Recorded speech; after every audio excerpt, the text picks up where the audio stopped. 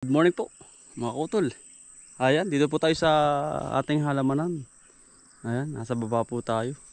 Ay mga kautol, may nag-comment po sa akin na isang followers na kautol sa isang hektarya ay kaya bang kumita ng 500,000 mga kautol. Sa akin po ay kaya naman mga kautol kung maaabutan natin yung magandang presyo at ganda ng ating produkto katulad ng talong mga kautol at sitaw, pipino. Kasi ako naman sa experience ko kaya naman pong kitain mga kautol, kaya nga lang hindi natin alam yung mangyayari na kalamidad na dadaan sa atin. Ano po, kaya pong kumita ng kalahating milyon o higit pa mga kautol kung aabutan natin yung magandang presyo. Kumbaga mahuhuli po ba ang mga presyo ay mga 200, tapos tununiladang produkto natin. Kaya po. Ayan, kay sir Parambulakan, yan, big shoutout po sa inyo sir sa nag-comment sa akin ng ganun. Kayang kaya po pag masipag ka lang mga kautol at maganda yung produkto nating ilalabas. Ano po, ngayon po ay ang ating pag-uusapan ay talong. Ngayon at malapit na ho itong i-harvest. Ayan, punong-puno na pala ito ng bunga at magaganda na. Harvest na pala to. Ayan po, ang lalaki na pala. Ayan, quality na po pala ito. Ayan mga kautol, walang kasira-sira ang ating talong. Makakapag-harvest na pala tayo. Pautay-utay.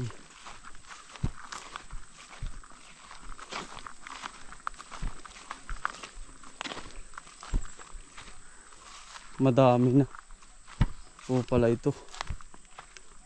Baka ho sa makalawa or bukas sisimulan natin ito i-harvest. Pero hindi pa naman talaga sagsag talaga. Kumbaga may nangunguna pala ang natalong. Yan, kapag po ganito ay ngayon ay ang presyo ngayon ay 85 ng halaman, ang talong ay di halos ano po, tataas pa yan. Katulad dati 120 mga kautol ang kilo. Ay kung ikaw ay maka 1 tonelada mga kautol, 1 tonelada may di ano po, 1 tonelada yun ho ay 120, may 120,000 ka, ay 10 ganon mga kautol. Oh, adi 1,000,000 na po mahigit kung makakahabol po tayo. At gawa ng kalaban natin kaya nagmamahal ang presyo ay ang ating kalaban ay yung kalamidad. Ayan, kaya nawawalan po ng supply. Kaya mas maganda dadamihan mo talaga mga kautol ang iyong halaman para makuha mo yung goal mo sa buhay mga kautol, at makita mo yung kitain mo yung gusto mong kitain. Ayan po ang resulta ng ating talong. Ay pagka aba, air pala eh, may spray natin. May spray natin mamayang gabi. At puno na po ng bunga aring ating talong. May spray po natin ng pang ultimatum na insecticide dahil maraming may sira. Yan, kalaban natin isa pa yung insekto mga kautol. Marami na po pala to, napakadami na. Bababain natin ito. Ayan oh, goods na oh. Bayan, ang dami na walang kasira-sira. Hindi pa tinutusok at sinasalakay. Pag umulan yan mga kautol, automatic lalaki ito. Hindi pa naulan eh. Babungahan na nga. Sisimula na. Lalaki. Ano ba? Good news po ito. Ang ngayon ay 80 babang kilo. Pagkagaganda. Halos ang dami sa ilalim. Nakikinis po ito.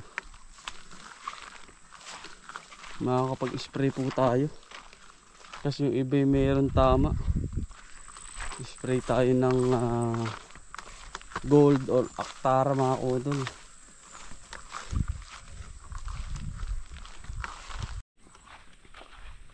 Puno ng bunga itong talong natin. Ayan mga kautol. Dito sa baba ang mas maraming bunga. Makakapag-spray ulit tayo nito. Gisak na oh. Pero okay lang sa talong yan mga kautol. Yan naman ho ay ang talong ay magaling ho sa init. Sitaw natin, dami na rin bunga oh. Nagsisimula na rin ho.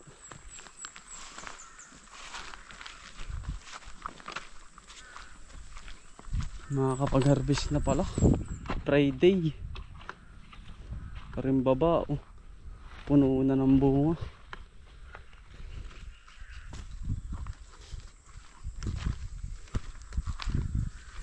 Dami na sa baba.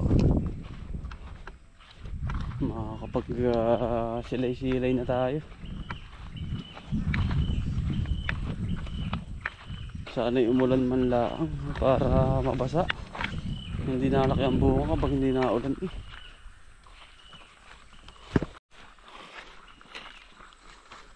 Madami din eh.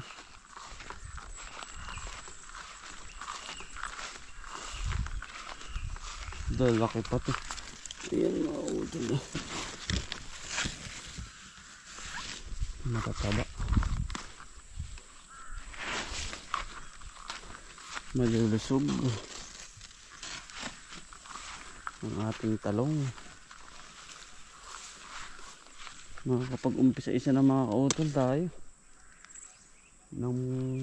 ng talong.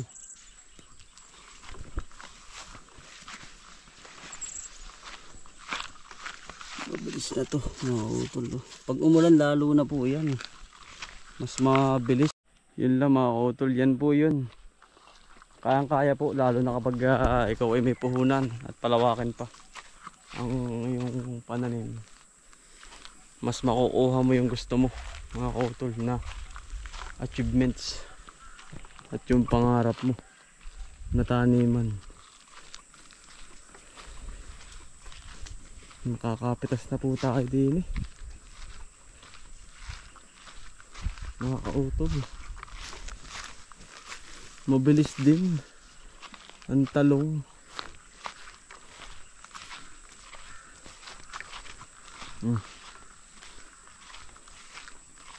Mga kautol.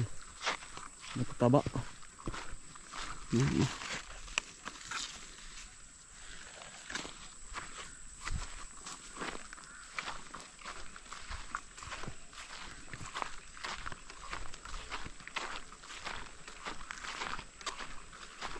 Pag umulan po yan, automatic yan nalalaki ang bunga.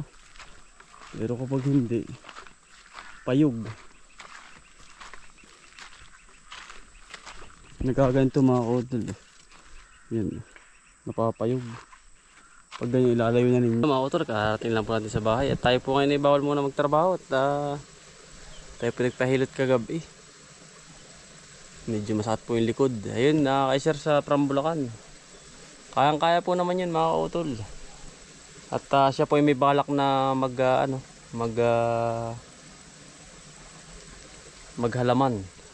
OFW din po siya.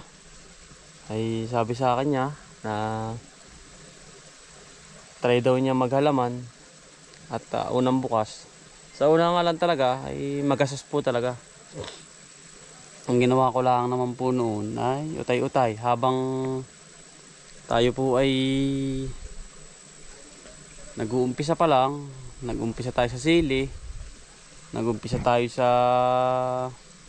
panibagong sili uli sa may parang, doon sa malaki. Tapos hanggang sa yung pong malaking luang ay nabuksan natin, yung talong mga utol. Kaya ngayon halos 1 hektarya na, mahigit pa mga utol. Ngayon naman yung 1 hektarya na yun, ngayon pa lang tayo malaki ang subok nun. Pero kaya naman mga utol, basta yung presyo nga lang. At yung po bang tsimpo, yung tsimpuhan mo. One time big time mga utol kapag sa paghahalaman. At syempre, yung ating lagi nasa taas at lagi tayong manalangin sa bawat pang-araw-araw ating gagawin. At blessing din naman yun mga utol kung ibibigay talaga sa iyo ng Panginoon yung magandang bunga, ibibigay po talaga sa iyo. Kaya subok lang sir, kayang-kaya mo yan sa mangyayari. Kung hindi naman tayo susubok, wala. Basta chat mo lang po ako na ganito kung kakayanin na kaya nating lagyan ng solusyonan. Kaya lang sa umpisa pa lang po talaga 100,000 na talaga ang gastos. Kasi nga magbubungkalas, bagong plastic, tao.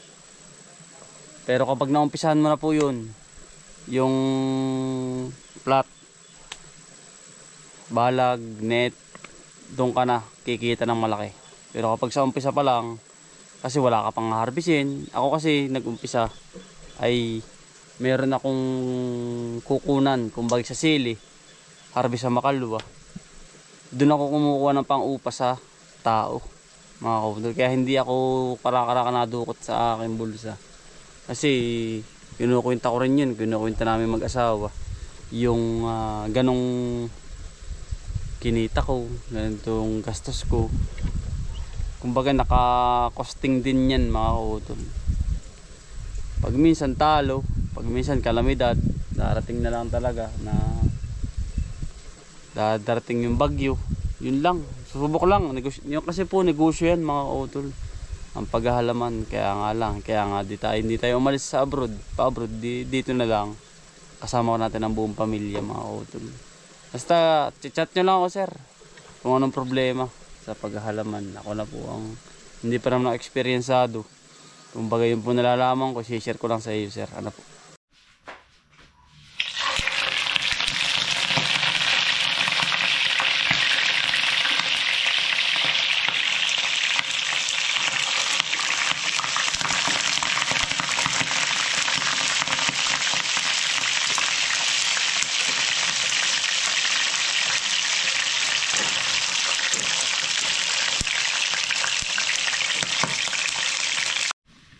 Yan mga tol, luto na po ang peritong isda. Tayo magigisa.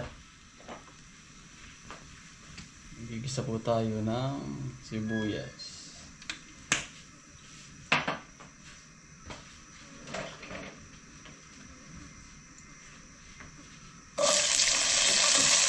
Sibuyas bawang po. Kaya sabi dilapia po tayo.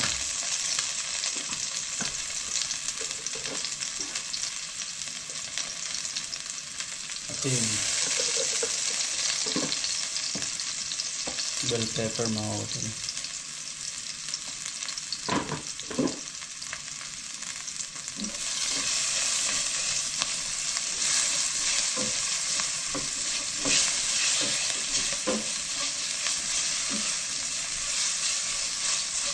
Hindi na po yun.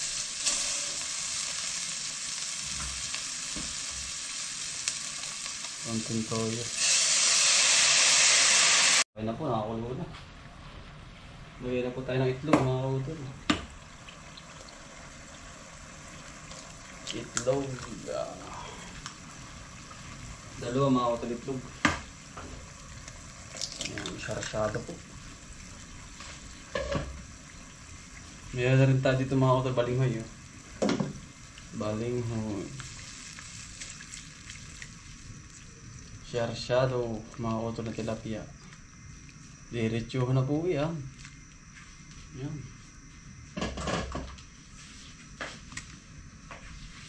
Tapos tilapia, mga utol. Iyon. Sarap. Yan, mga utol. Yan. Yan po ang pangulam namin ngayong hapunan. Siyarsyadong tilapia. Tapos merong pinulutang balinghoy, mga utol. Yan. Kakain po tayo. Para po ihanda ko para sa akin. Wari ko iluto ng mga utol. Ay, luto na po. Yan. Luto na nga rin balinghoy. Pinulutan ko. Yan.